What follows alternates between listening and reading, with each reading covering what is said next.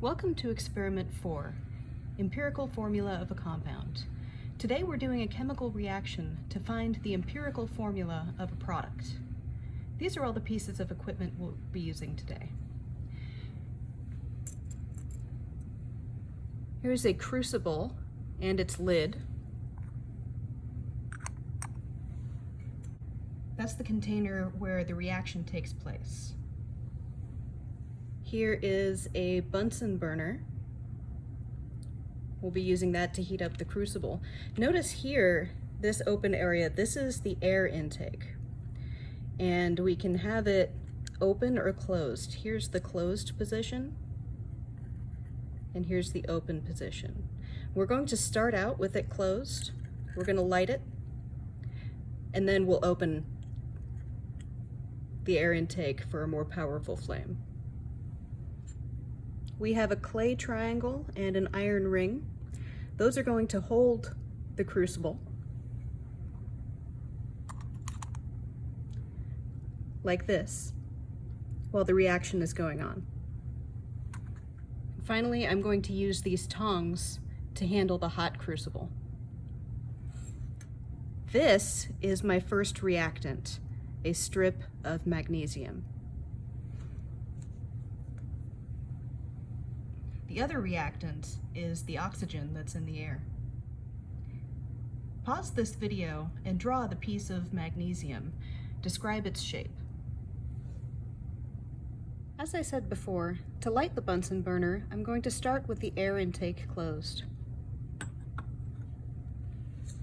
I'll light my match and slowly turn the gas on.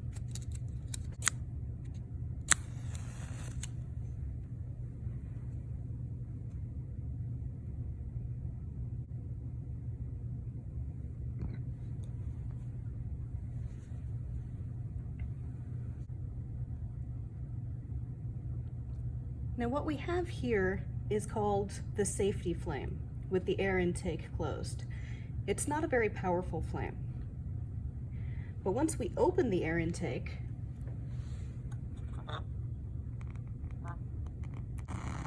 what you want to notice with your heating flame is that there's an inner cone and an outer cone.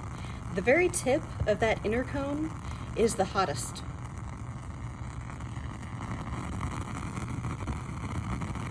Now pause the video and draw the safety flame and the heating flame and describe each of them. Note the differences between the two. Now we're going to weigh our clean, dry, and empty crucible on our ballot. Pause the video now and record the mass of the crucible and lid. Make sure you include all the digits on the balance and use the correct unit, which is grams. Now we'll measure the empty crucible lid as well as the magnesium strip. Pause the video now and record the mass, making sure you include the units. Here is our apparatus all put together. Notice that the iron ring is mounted at such a level as to keep the bottom of the crucible close to the tip of the inner cone, but not quite touching. We start heating the crucible with the lid off.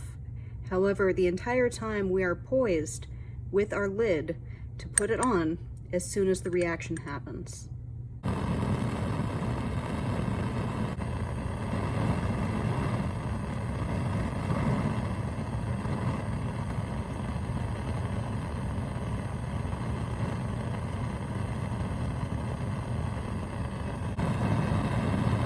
Pause the video, and in your notebook, describe what the reaction looked like. And describe what the instructor did when the reaction happens. What did they do with the lid? After the crucible has cooled, we're going to add a little bit of deionized water. The air is composed mostly of nitrogen, not oxygen. So what ends up happening is a side reaction with the nitrogen. The oxygen in the water will displace all of the nitrogen atoms, making sure we have a clean, pure magnesium oxide at the end.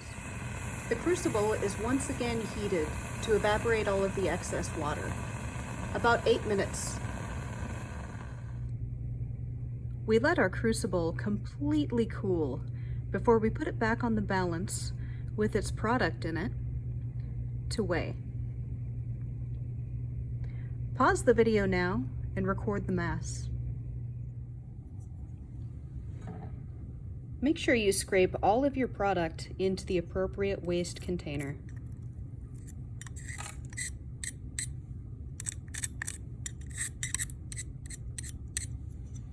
Make sure you clean out your crucible with tap water and a little bit of soap.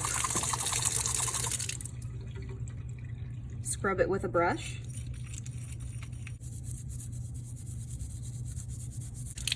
Rinse thoroughly with tap water.